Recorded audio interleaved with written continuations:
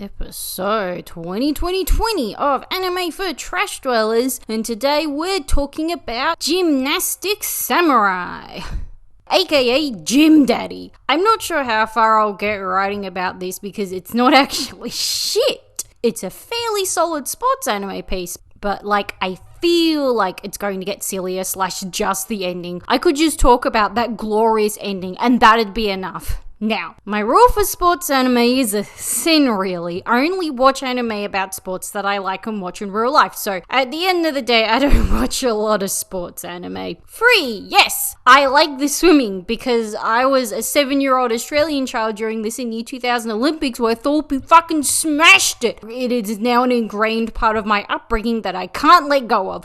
And ice skating. Okay, I didn't watch ice skating before watching Euro on Ice, but fuck, as a result, I watched a fuck ton of it during the Winter Olympics. So, gymnastics is a sport that I generally like. I did it as a kid for a couple of years, plus flips are fucking sick, and I will gradually enjoy any sport with any sick flips. But something I'm kind of disappointed about is that my passion for current day gymnastics is set around Simone Biles. She is amazing. She can do floor flips on the beam that no other gymnast can do. It's like every time she competes, she smashes world records. And when she took a year off from the sport, she came back just as strong as ever. She could be doing the rings and pummel horse like men do, and honestly, she'd probably beat a fair few male gymnasts in events too. She is incredible. Was genuinely upset when the Olympics were cancelled because it meant I didn't get to see her compete.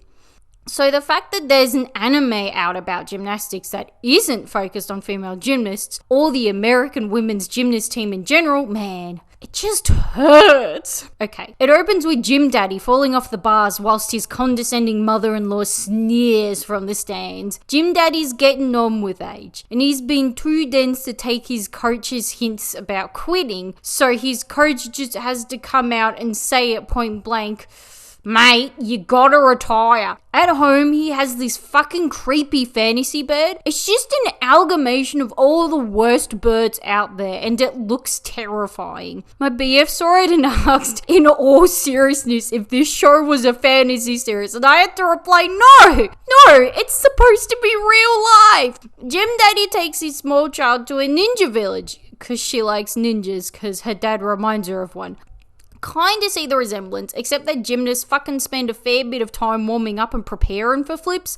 Like a gymnast ninja to be in the middle of a fight and then just have to stop to chalk up. One of the ninjas gets chased by government agents. His dumbass child thinks it's part of the performance because in her mind, ninjas and secret agents are the same. That ninja stalks him back home and he "Nah, you're not staying," but in comes the mother-in-law and she's like, bitch, guess who built this house? And manages to shut the fucking noisy parrot the fuck up just to really bring home that, nah, she is the man of the house and this cunt is just freeloading because he fucked her dead daughter. So she lets the man, terrified of being deported back home, stay. I'm curious as to see how this plot point progresses since Japan accepts foreigners wanting to move to the country, but they don't accept asylum seekers. So I assume if he does get to stay, it will be on a working visa, which he can do because when Gym Daddy hits the gym for the day, guess who follows and reveals that he's a gymnast.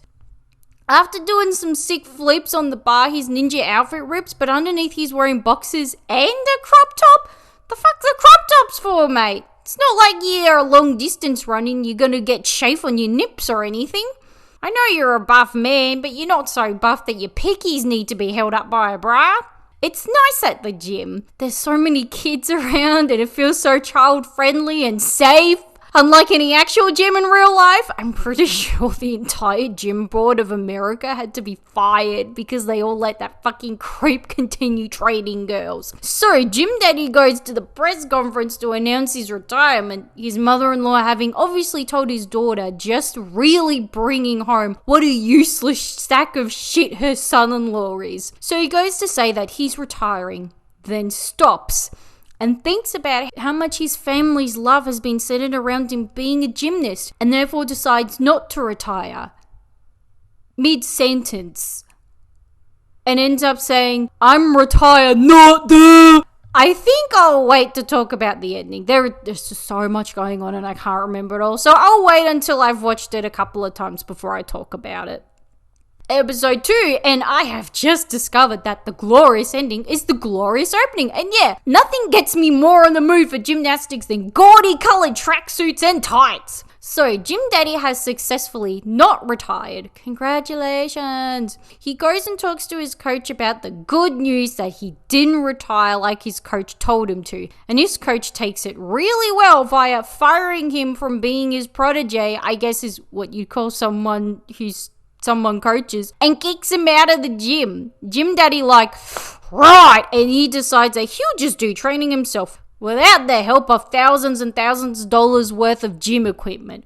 Mind you, in a big professional gym, that gear could possibly even cost up to $1 million. Oof. So instead of training up a little bit of everything like he would have been doing at work, he decides to just run for an entire day, for 6 hours straight. That's his training. For a long-time professional athlete, this is shit he should already know is bad to do. Would you look at that? He hurt his foot from running for 6 hours straight. Ninja ain't doing shit, so Grandma decides he should stop freeloading and work at a restaurant/bar, which Ninja refers to as a mission because he can't just accept a regular old boring job because that's not ninja-y enough. Gym Daddy getting kind of bored and lost with his training, and this woman's like, fuck no, you're shit with customers. Like, yeah, that's right, fella. Outside of gymnastics, you're useless to society. And now we come to the worst decision by the anime staff. They have decided to have a Gangeru character.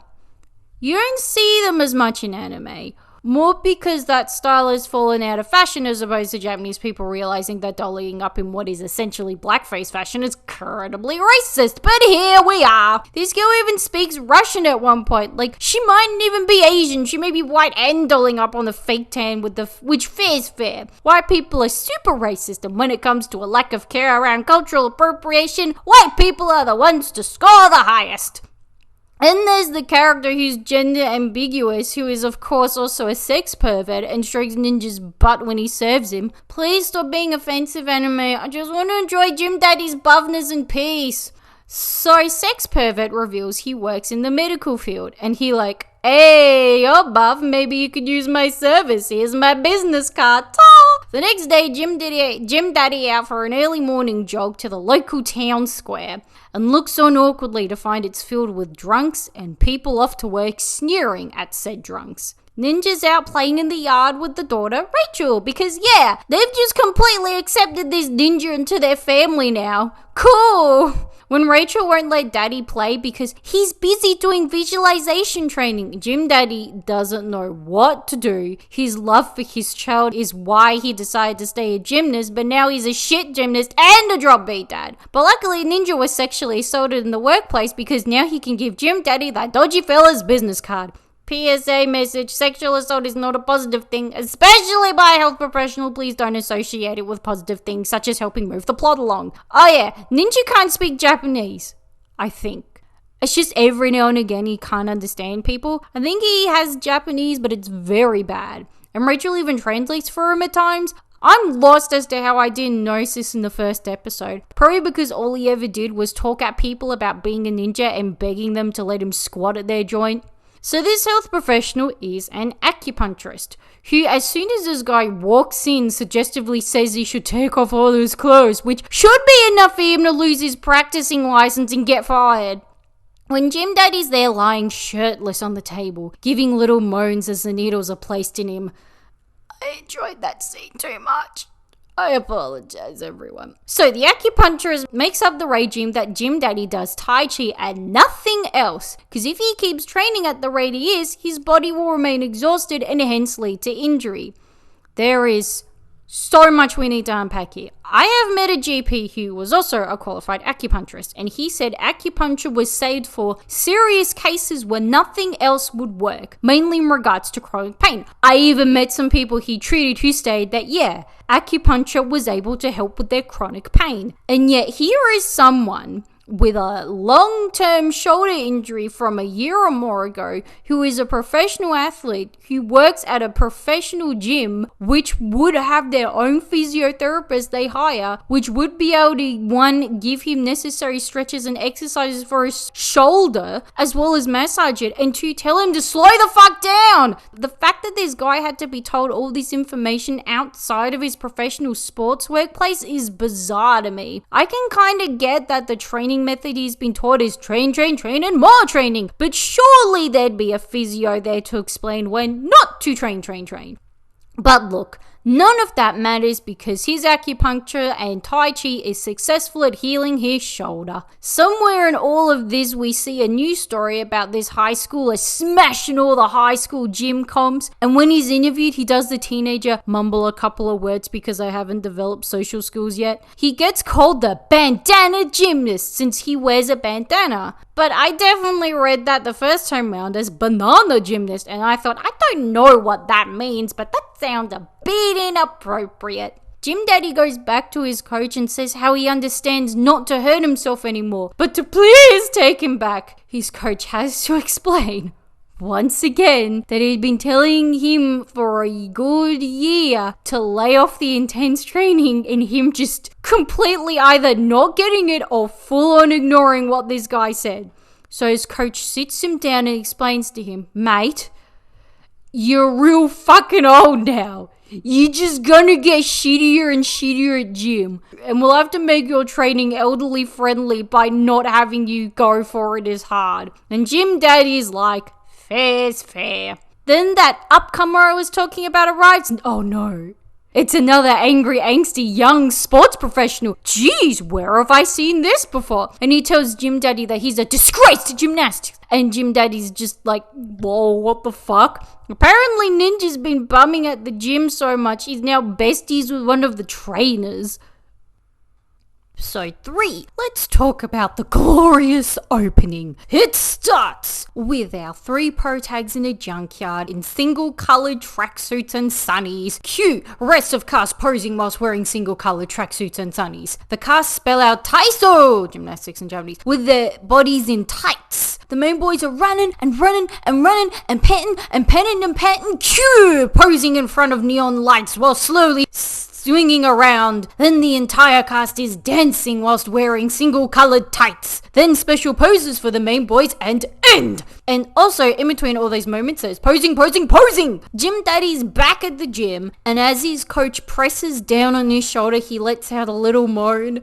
Can this anime please stop reminding me of this weird fetish I have, please and thank you? And who pops in but that little angsty kid? He's even voiced by Aaron Yeager. Like, oh my god. He is so mad at him for his retirement scandal that he pulls out the one trashy tabloid that ran a story on it, being so inflamed by it that he assumed that Gym Daddy and his coach must have read it, but they hadn't. So instead, they're slightly confused but still happy to be reading about the cute Seal River story on the front cover. He is so mad at the embarrassment to gymnastics that this has caused. In regards to controversies in gymnastics, mate, oh mate, this rate's pretty fucking low. So he challenges Gym Daddy to a match. Like, oh my god, could this kid get any more edgy or embarrassing? Like, no kid. He's not the embarrassment in gymnastics, you are.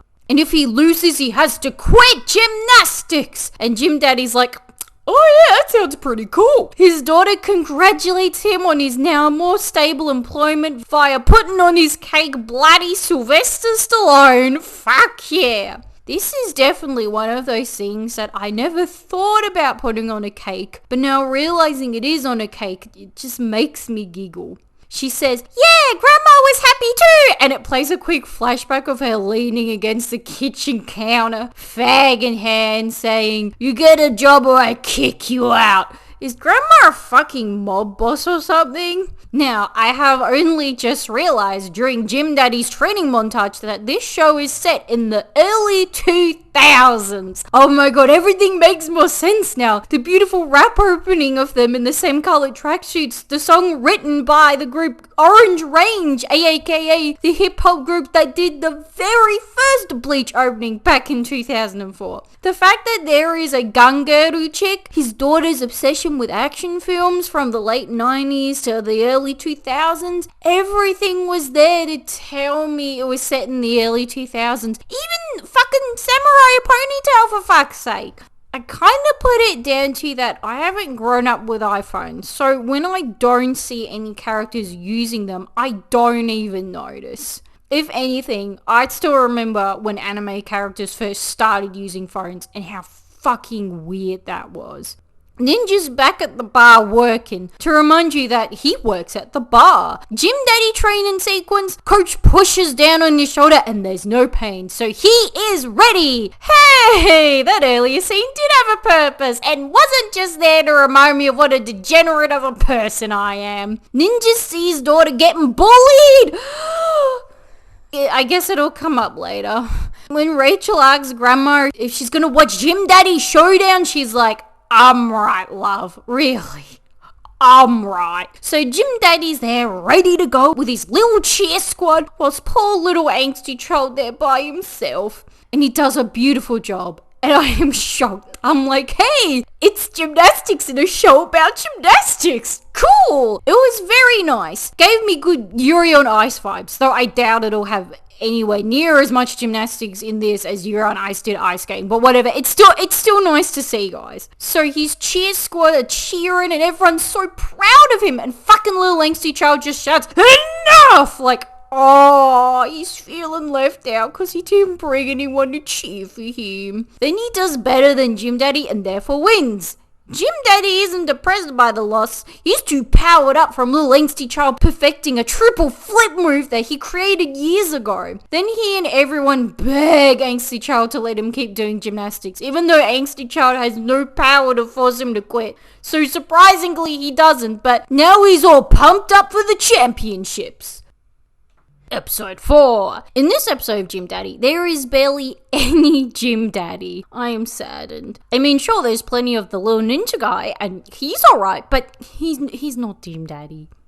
We see Gym Daddy experience his coach's first mobile phone, which he's already using to send selfies to his daughter each day. Pro tip, selfies weren't really a thing back then because, one, no one was used to taking selfies since you had to ration off how many photos you could take on a camera, so everyone still had the for special occasions / family photos mentality. And two, they were blurry AF, like, sweetheart, no one's gonna see how on fleck your eyebrows are with that resolution. Rachel calls the freaky bird thing in their house Big Bird. Like, no, Big Bird was a friendly creature beloved by children. Nothing like whatever the fuck this monstrosity is. Then she says he's not supposed to eat human food because he's a bird. He looks like the type of bird you would hallucinate before you die. This cunt's natural diet is probably the skulls of premies.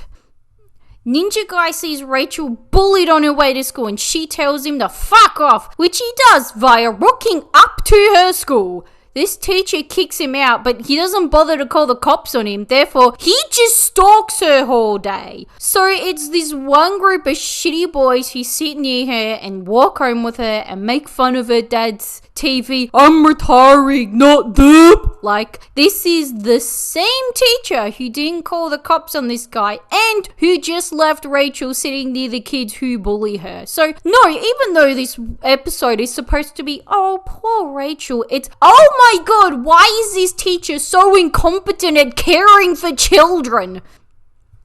Rachel takes Ninja Guy to her mum's grave and is pretty much like, yeah, out of my parents is definitely the dead one that had their shit together. At Grandma's bar, someone finds Rachel's thrown out Parents' Day form and Grandma explains that she is well aware that Rachel doesn't let on how bad her school life is, but that she doesn't do anything about it because, I don't know, she can't be fucked. Like, she's literally smoking a durry whilst explaining this. Like, how much of a shit can she really give about her granddaughter in this situation?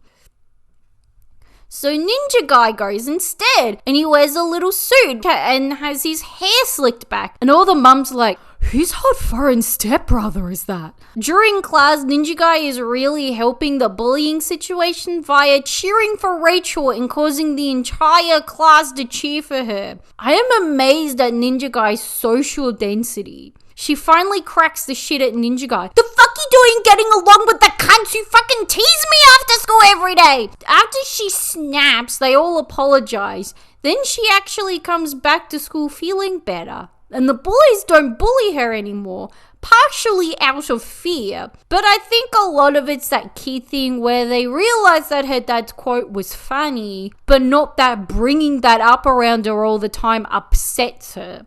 See, if they had a decent fucking teacher, they'd have known about it.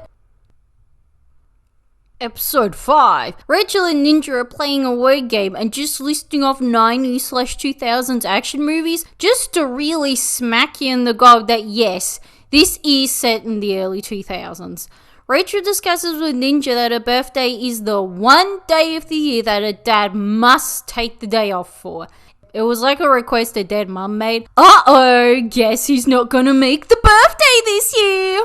It is competition time, guys! Yay! And Rachel and Ninja are decked out in their fan gear with the headbands and them jacket things that Idol fans don't wear anymore, but we foreigners still associate them as wearing. Anyway, happy early 2000s culture, guys! I am still somewhat shocked that Ninja is always hanging out at the gym and is very obviously a trained gymnast, and yet still not a single person at the club thought to put him on the team. As Gym Daddy's out getting ready, little edgelord completely snobs him, causing his coach to just grab his shoulder like, bruh, I don't care how high you're ranked or how awkward a teenager you are gonna say hello to your fellow competitors. In a show about gymnastics, we finally get to see some gymnastics, hooray! And they only use terrifyingly emotionless CGI once, when this guy's on the vault like, mate, you just swinging around like crazy, but your face and your head just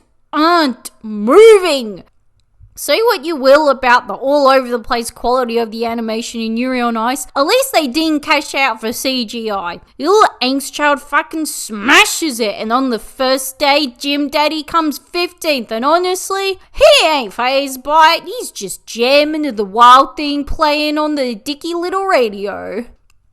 Second day, Lil Angstchild is so much higher and above his pathetic competitors that he basically using the comp to try out risky moves, since him losing a couple of points won't really matter if he botches up the trickier moves, and he thinks to himself, all I care about is winning. Uh-oh, I see a future injury coming along. And his coach just there like, yeah man, you're the best. You're the flying hope of Japan. Let me put this pressure on you to succeed. Like, is your coach gonna turn out to be the villain or something? All the other young competitors are feeling the pressure from Lil Angstchild being so much more amazing at gymnastics than them that they keep making little mistakes. But not cool-headed Gym Daddy, who due to the other failures finishes 6th. And just scrapes into the qualifiers. Once the tournament's over, those secret agents finally find Ninja again. Like, I'm pretty sure it's been 6 months since they last saw him at the Ninja Park, and he has not left the country for Pete's sake. I guess he's not that important since they obviously sent the shitty secret agent team on hand. So Ninja does go home with the family, but then fucks off sometime in the night. Rachel is genuinely concerned about him, whilst Gin Daddy's like, I don't know, maybe because he's a grown-ass adult, he's doing grown-ass adult things, such as leaving the house by himself without another household member in tow. And Gym Daddy's discussing an important training camp in China, and oh no, would you look at that, it just happens to clash with Rachel's birthday. Episode 6. During class, Rachel's just there doodling in her school book because she's from a rich and affluent family and doesn't need to study in order to have a roof over her head when she's an adult. She goes to Grandma's bar after school and asks about Ninja since he still hasn't been home yet. Grandma lights up a fag, takes a big, long sigh from it, then explains that, look here, kid, he probably ain't coming back. When at home with Jim Daddy, they're watching a salacious news story on the TV about gangs and gungaroos in their neighborhood, and she's freaking out about the gungaroos despite the fact that she was just talking to a guru in the last scene. Jim Daddy does the right thing. He sits down and talks with Rachel about the clash, how he's very upset and sorry that it's on her B-Day, but that it is important for his career. And Rachel agrees and says, yeah, that's cool, except that it isn't! Montage of Rachel getting lonelier and lonelier. There's a scene where she's reading the shoujo, even though it's already been established she loves action movies. She can like both, but honestly, it'd be more likely for her to be reading a Shonen Jump mag. She snaps at one of the shitty kids who's still kind of scared of her, so she's like, great, now there's one less person who'll talk to me. Jim Daddy has a long meeting at work, which he didn't tell Rachel about. Hence, he gets a phone call from her during the meeting, and everyone there is so awkward about it. He's a parent, he has a kid to look after. Why is this so shocking? Well, I know it's shocking because of Japan holding traditional values in place so that the mum is most heavily involved in child rearing, which we kind of still are in the West, so I can't really shit on it too much. So after he gets pressured into turning his phone off, remember, this was only when people first started having phones, so turning it off wouldn't have seemed as much of a big deal as it is now. So now that Rachel's alone, she just goes, fuck it, and grabs KFC for dinner. But then her massive bird eats some, then passes out from the stress when he realizes he ate another bird. She runs him to the vet, gets home, and then decides to wander the streets like the neglected child she is. Here's the thing. I know Grandma owns and runs the bar, but seriously, she could take the night off to babysit. The bar can keep operating without her presence. There's a flashback to when Rachel's mum had just died and she's crying and depressed and not eating anything. So Grandma just goes, here's a replacement pet, and gives her the bird. Yes, she gave her grandchild a pet bird to replace her dead mum. Smooth! Well, it worked, so who am I to question her grandparenting skills? Everyone realizes Rachel's missing and goes looking for her, including Ninja because he's back. I assumed you'd handed yourself into the spies and would stay there. This is not what I was expecting. Ugh, this is what I'm invested in now. I don't care if Jim Daddy ever makes it to the comp because he's got popped for steroids. I just want to know what the fuck is going on with Ninja. So Grandma and Gungaru call up the evil gangs and Garu gangs of the neighborhood to come find Rachel, which they succeed at. Rachel's saying how she wants to be like her mum and be able to handle all the stress, and Grandma's just like, lol, your ma was a lazy, angry piece of shit. She just held it together around you. Then Jim Daddy turns up and he's hugging her and crying, and she's like, you never taught me how to ride a bike, which feels kind of random and out of nowhere, but whatever, we're going with it. I legit never picked up on the fact that she never rode her bike, and that was why. Then Ninja turns up and she's all mad that he fucked off on her. So then they go and teach Rachel how to ride a bike. And she basically picks up straight away because she's the daughter of a professional athlete and genes. And because of this, she's calmed down and she's okay with her dad training on her B-Day. She even says, never quit gymnastics because of me, which is insanely mature of her. Go, Rachel. Then the ending shot is Ninja posing in a spotlight, so I guess he wasn't a gymnast, but maybe a ballerina? But he can do some gym stuff, which makes me think he's more likely to be an ice skater? The next episode better explain all of this, I swear to God. But yeah, in a show that I thought was about hot gym daddies groaning, it's actually a family drama about the complexities of children handling the interference of their parents' career in their upbringing. Episode 7, we finally find out what the fuck is going on with Ninja. So, when he briefly disappeared, those agents sent him to the London Ballet Company because yes, they weren't secret agents, they were just hired by the old biddy who runs the ballet company. But hey, maybe MI5 thought getting one of their country's top ballerinos back to performing in England was a top priority for national security. This gangster bitch giving me the same vibes as Grandma. She's just there like, when I used to run away from home, my mum would hang me upside down from a tree. and it would really hurt. Ninja explains he still isn't ready to come back yet, but promises he'll come back after winter, and our second hard-ass grandma gangster of this series replies, okay, but if you don't, it'll be more painful than hanging you upside down from a tree. And today marks the first early 2000s reference I care about apart from their dinky phone and sly cake, and it's Rachel dressing up as Edward Scissorhands and asking Ninja to play Edward Scissorhands with her. It's the group training session, hooray! Everyone's feeling pretty serious, pretty focused. Oz Gym Daddy's just like, oh man, I haven't been here in years. Oi, Daryl! Daryl, they still got that photo of you. See the one where your face is like, When the two teams are greeting one another, Angsty-chan just storms up to the Chinese world champion and offers to duel him. Like, oh my god, what a disgraceful, rude little shit. But the daggy Chinese coach, I think, is supposed to look a little like Jackie Chan. She's so excited to see this disrespectful little shit be so excited and pumped for gymnastics. This episode really brings home that you watch this show for the drama around gymnastics. You do not watch it for the sake of watching cool gymnastics routines, because it's still lifeless CGI. After this, Gym Daddy's like, give me a turn, and he just does his triple flip move on the bars, and that's enough for him. Like, he didn't really read the room about the tense gymnastics battle going down. He saw they were given permission to use the bars, so he went ahead and used them. One of the Chinese girls just glaring at Gym Daddy, like, oh my god, you've got beef with him too! Training shot montage, nice shot of Gym Daddy on the horse, like, oh yeah, that's part of the reason I watch this show. I forgot, but thanks for the reminder, anime. Rachel gets to go to the opening training day the day after her birthday, so this whole not there for my birthday drama seems to be a bit blown out of proportion.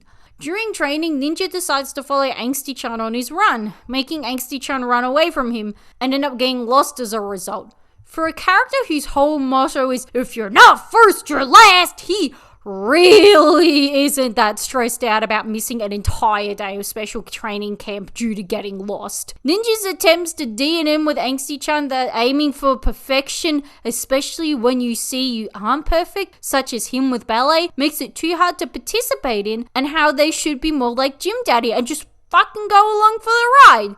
This attempt at closure goes right over Mr. If you're not first, you're last's head. At the end of the training camp dinner, the Chinese girl, her name is Kitty, like, yeesh riders, she thought that was a good and not racist idea. And she's a massive fan of Rachel's mum, so at least that got sorted. She hates him for the same reason Grandma hates him. Oh yeah. And even though the women's gymnastics teams are there, we don't get to see them do any practicing. Like, the fuck? Gym Daddy runs into the world champion practicing, and the guy stops and asks him why he's at this, since he's a fucking loser old man who ain't winning shit. And he's like, well, it's good to know that embarrassing press conference I didn't make Chinese headlines.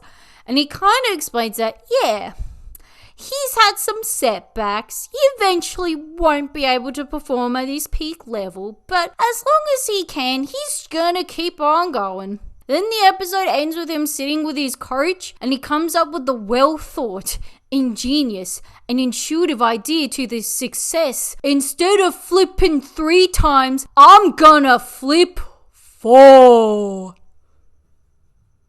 Episode 8. Rachel is there using good old-fashioned email to talk to Kitty. I totally thought they were going to go for a catfish angle, but no. When she arrives at the train station to pick up her friend from the internet, it is indeed her and not a creepy 40-year-old man instead. Now, Gym Daddy is working hard on creating that quadruple flip. They show us a convenient flashback to when he was first trying out the triple flip, and even back then he's like, what about a quadruple flip? And his coach is like, for fuck's sake, you haven't even got the triple flip down packed yet. Focus on the fucking triple. But like, if you did, it'd have to be as a landing flip, in case you wanted to try it like 10 or so years down the track. And Ninja has finally decided to start doing ballet training again. Yay him! I mean, just in the gymnastics gymnasium, and therefore not with no proper trainers or anything to help him out. But yeah, he's given it a crack. His dancing scenes are animated beautifully, unlike any of the gymnastics scenes. Well, thank you very much, Mappa, for animating the ballet scenes well in a show about gymnastics.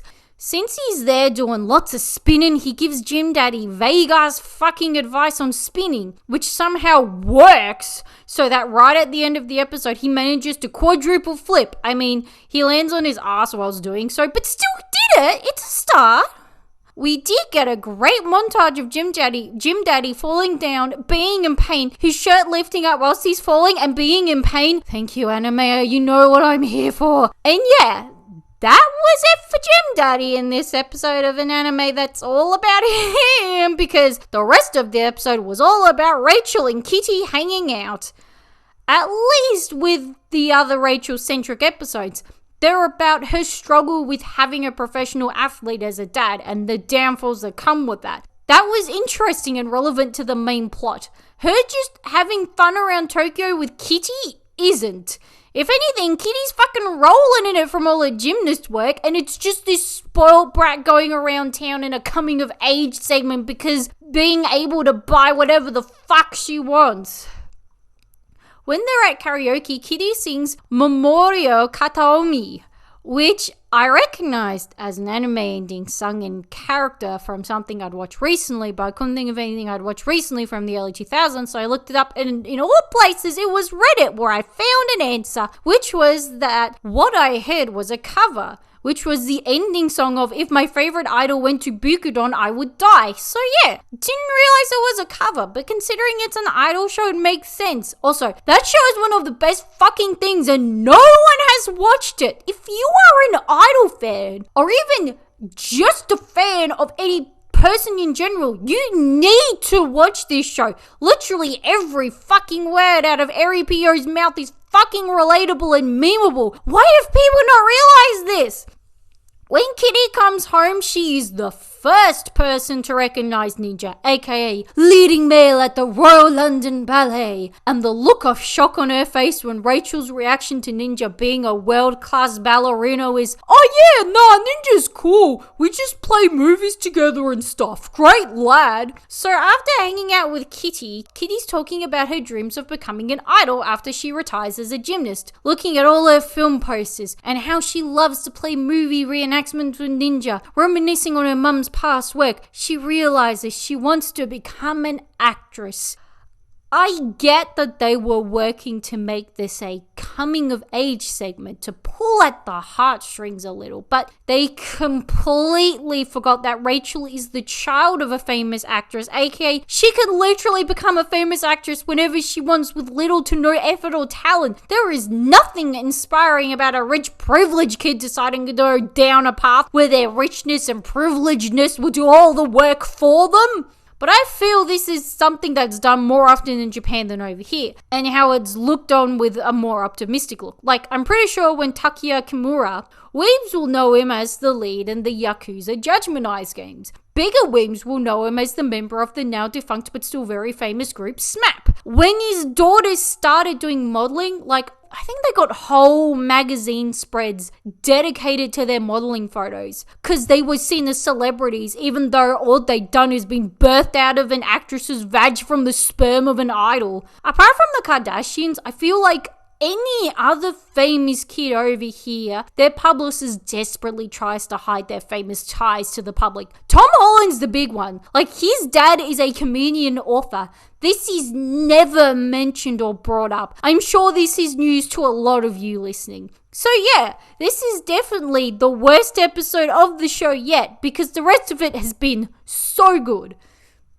Episode 9. It opens with a flashback, basically, of how Ninja became a fan of Gym Daddy. It was at the 1997 World Gymnastics Championships in Switzerland, so Ninja is Swiss. His dad looks like the 40-year-old bassist of a famous band, yeesh. Local news is that this cute little owl has escaped and is flying around the neighborhood, and as soon as it shows this cute little owl, it just cuts away to the monstrosity of a bird that they own. Yeah mate, if that were you, you wouldn't be making the local news. After a montage of Gym Daddy training and botching his lands, he finally lands safely and firmly on the ground after his quadruple flip. Yay, Gym Daddy! Ninja, looking back on his time as a child prodigy and how that hung over him for the rest of his career, overly criticized if he failed because, hey, he's naturally gifted. This is supposed to be easy for him. And if he succeeds, it's like, well, duh, he is naturally talented instead of getting any proper congratulations.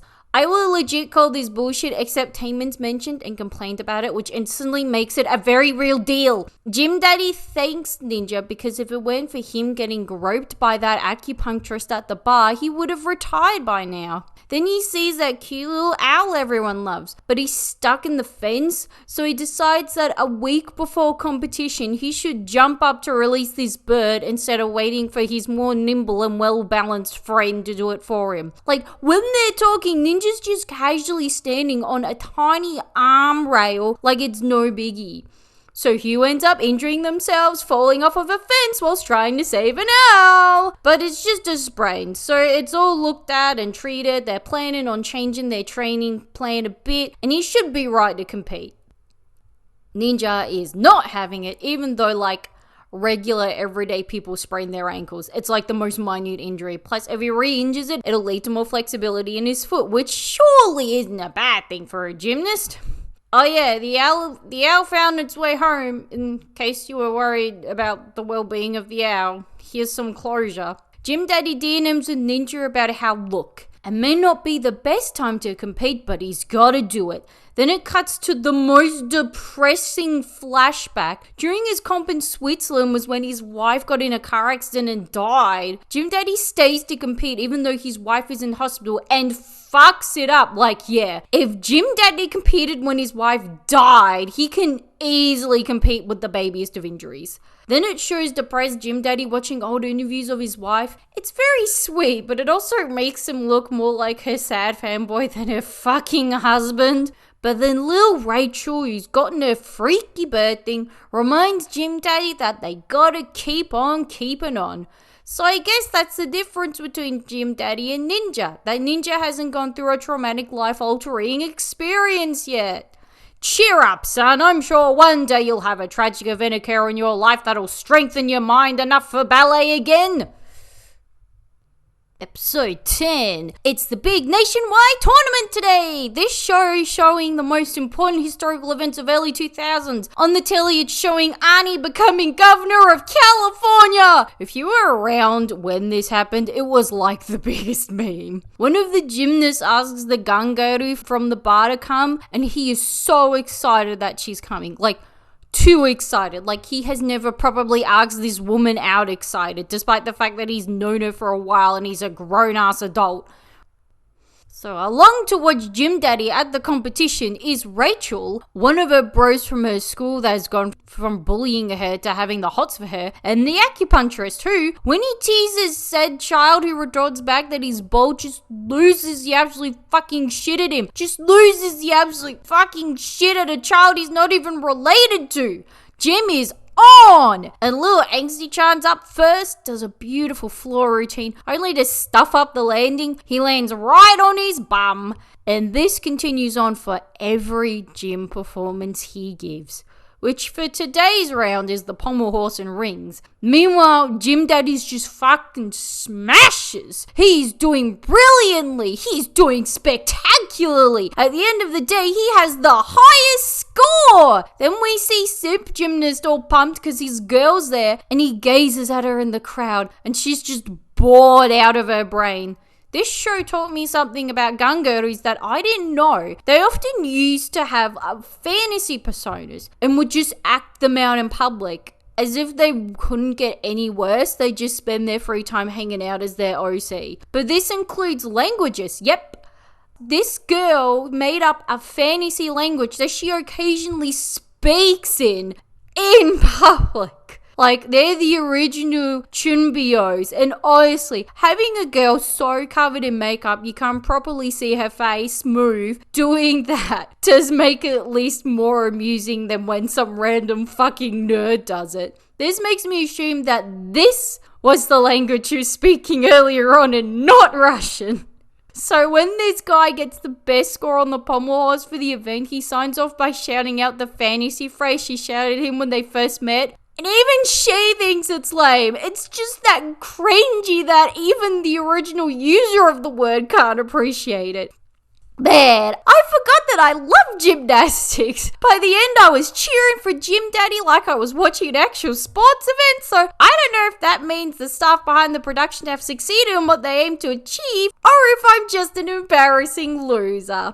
It was kind of sad seeing Gym Daddy smash all these routines that we never got to properly see him train for. Like, we know nothing about the preparation or thought process that went into his routine for floor, but at the same time, there are too many events to be able to focus on the preparation for that many of them. Oh yeah, and the animation is mostly in 3D and lifeless and kind of shitty. Boo-hoo! It was also only in this episode that I fully understood that the 2004 Olympics were a big moment for Japanese gymnastics. So even though the current day global events for gymnasts are around Simone Biles and pretty much the rest of the US women's gymnast team, for a show about the Japanese gymnastics scene, it makes more sense to set it in a memorable and proud moment for the sport.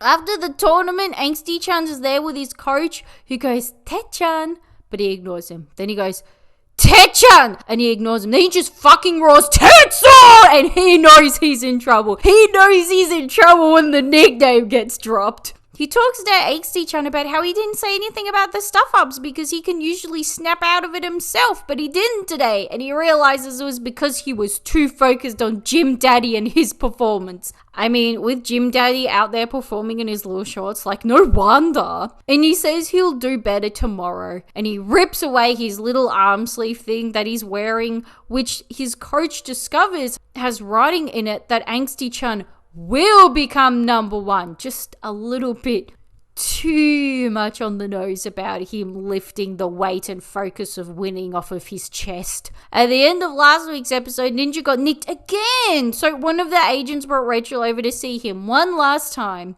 She says if he doesn't see Rachel, he may never gonna dance again. The amazing album released by none other than Taman himself. But I don't know why that lady thought that. He's fine. He has got his passion for dancing back, and he's gonna head back ASAP, and he tells Rachel goodbye, who is obviously distraught that her dad's boyfriend won't be there to support him at the tournament tomorrow. Like, when she's talking about how much he saved her dad, like, oh no, that's the cry of a child who thought you were gonna become her stepdad. And Ninja is so well put together and serious. He dropped his clueless foreigner accent and just talks like a normal person now. Go you!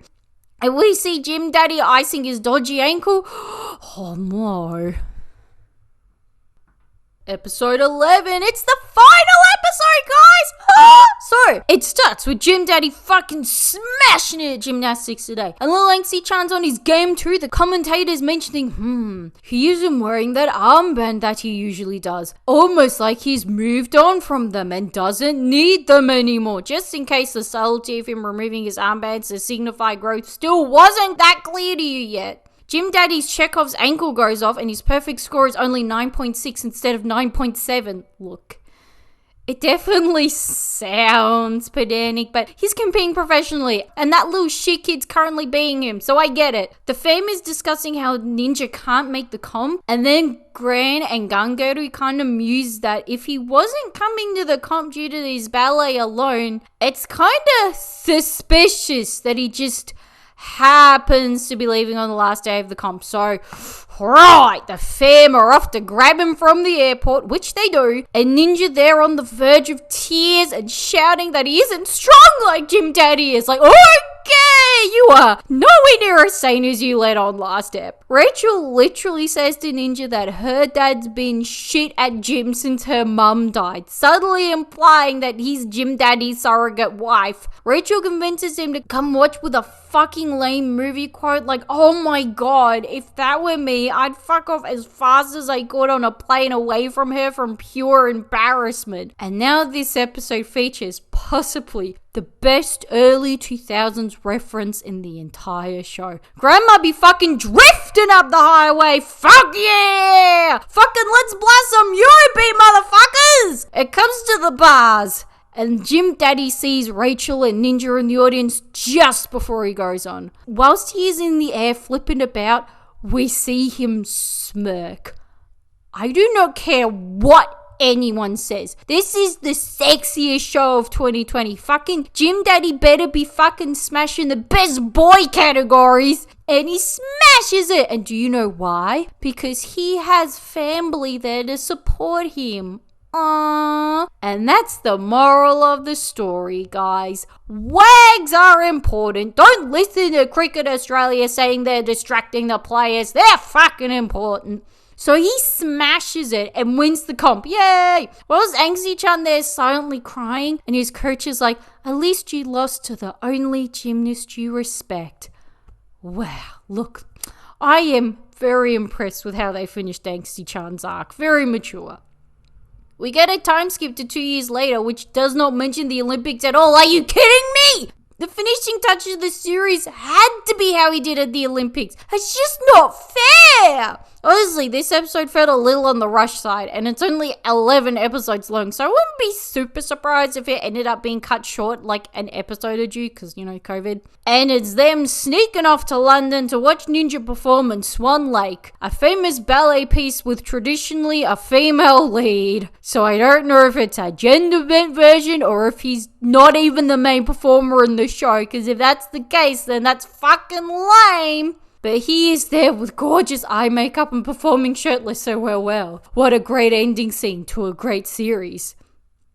That was Gymnastics Samurai, and it was a weird sports drama. It was a drama about everything but the sport, and at the end of the day, there wasn't a whole lot of gym. It was more of a character drama about dealing with competing and performing at a professional level and the hurdles that causes. And so much on the kid, so much about Rachel. He doesn't even compete! Really, it was bizarre, I think. I mean, still, yeah, it's a pretty good show. It wasn't what I was expecting, which is disappointing because I was there for gorgeous gymnastics and there wasn't a whole lot of gymnastics. And what there was, it was poorly done 3D animation. Like, that wasn't the focus of the show. The focus was the character drama, which doesn't make it bad, but I missed out on what I was looking forward to.